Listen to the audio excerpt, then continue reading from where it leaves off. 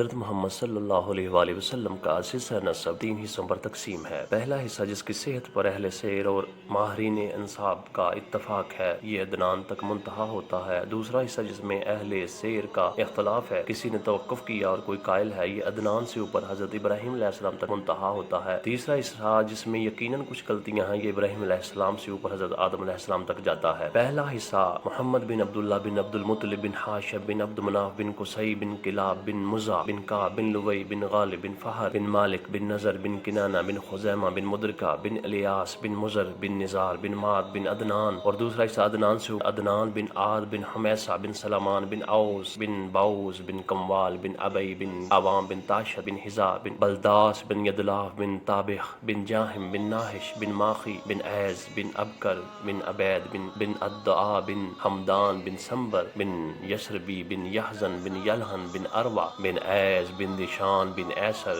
بن افناد بن ایحام بن مقصر بن ناہش بن زارے بن سمی بن مزی بن معوزہ بن اوزہ بن ارام بن کدار بن اسماعیل بن ابراہیم علیہ السلام۔ تیسرا حصہ حضرت ابراہیم علیہ السلام سے اوپر ابراہیم بن طارح بن نحور بن سارو بن راؤ بن فالخ بن آبر بن شالخ بن ارفخشد بن سام بن نوح علیہ السلام بن لامک بن متشالخ بن اخنو بن یرد بن محلائیل بن کنان بن انوشا بن شیش بن آدم علیہ السلام ہے۔ نبی کریم صلی اللہ علیہ وآلہ وسلم کا خانوادہ اپنے جد اعلیٰ ہاشم بن عبد مناف کی نسبت سے خانوادہ ہاشمی کے نام سے معروف ہے، اس لیے مناسب معلوم ہوتا ہے کہ ہاشم اور ان کے بعد بعض افراد کے مختصر حالات پیش کیے جائیں۔ ہاشم جب بنو عبد مناف اور بنو عبد الدار کے درمیان عہدوں کی تقسیم پر مصالحت ہو گئی تو عبد مناف کی اولاد میں ہاشم ہی کو سقایا اور افادہ یعنی حجاج کرام کو پانی پلانے اور ان کی میزبانی کرنے کا منصب حاصل ہوا۔ ہاشم بڑے معزز اور مالدار تھے۔ یہ پہلے شخص ہیں جنہوں نے مکے میں حاجیوں کو شوربہ روٹی سان کر کھلانے کا اہتمام کیا۔ ان کا اصل نام امرو تھا، لیکن روٹی توڑ کر شوربے میں ساننے کی وجہ سے ان کو ہاشم کہا جانے لگا، کیونکہ ہاشم کے معنی ہے توڑنے والا۔ پھر یہی ہاشم وہ پہلے آدمی ہیں جنہوں نے قریش کے لیے گرمی اور جارے کے 2 سالہ تجارتی سفروں کی بنیاد رکھی۔ ان کا ایک اہم واقعہ یہ ہے کہ وہ تجارت کے لیے ملک شام تشریف لے گئے۔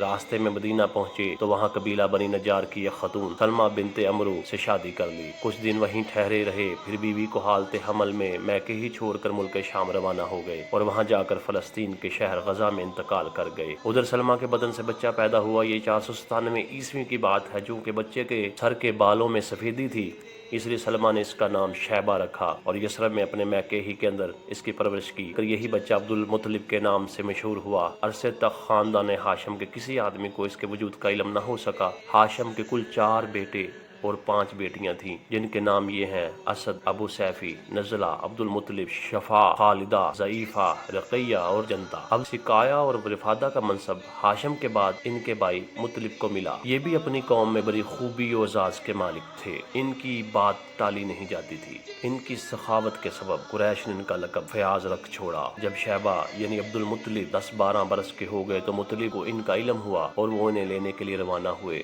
جب یثرب کے قریب پہنچے اور شیبہ پر نظر پڑی تو اشکبار ہو گئے۔ انہوں نے سینے سے لگا لیا اور اپنی سواری پر پیچھے بٹھا کر مکہ کے لیے روانہ ہو گئے، مگر شیبہ نے ماں کی اجازت کے بغیر ساتھ جانے سے انکار کر دیا۔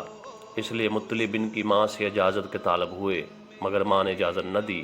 آخر مطلب نے کہا کہ یہ اپنے والد کی حکومت اور اللہ کے حرم کی طرف جا رہے ہیں۔ اس پر ماں نے اجازت دے دی اور مطلب نے اپنے اونٹ پر بٹھا کر مکہ لے آئے۔ مکے والوں نے دیکھا تو کہا، یہ عبد المطلب ہے، یعنی مطلب کا غلام۔ مطلب نے کہا، نہیں نہیں، یہ میرا بھتیجا یعنی میرے بھائی ہاشم کا لڑکا ہے۔ پھر شیبہ نے مطلب کے پاس پرورش پائی اور جوان ہوئے۔ اس کے بعد مقام رومان یمن میں مطلب کی وفات ہو گئی اور ان کے چھوڑے ہوئے مناصب عبد المطلب کو حاصل ہوئے۔ عبد المطلب نے اپنی قوم میں اس قدر شرف و اعزاز حاصل کیا کہ ان کے آباء و اجداد میں بھی کوئی اس مقام کو نہ پہنچ سکا۔ قوم نے انہیں دل سے چاہا اور ان کی بڑی عزت و قدر کی۔ جب مطلب کی وفات ہو گئی تو نوفل نے عبد المطلب کے صحن پر غاصبانہ قبضہ کر لیا۔ عبد المطلب نے قریش کے کچھ لوگوں سے اپنے چچا کے خلاف مدد چاہی، لیکن انہوں نے یہ کہہ کر معذرت کر دی کہ ہم تمہارے اور تمہارے چچا کے درمیان دخیل نہیں ہو سکتے۔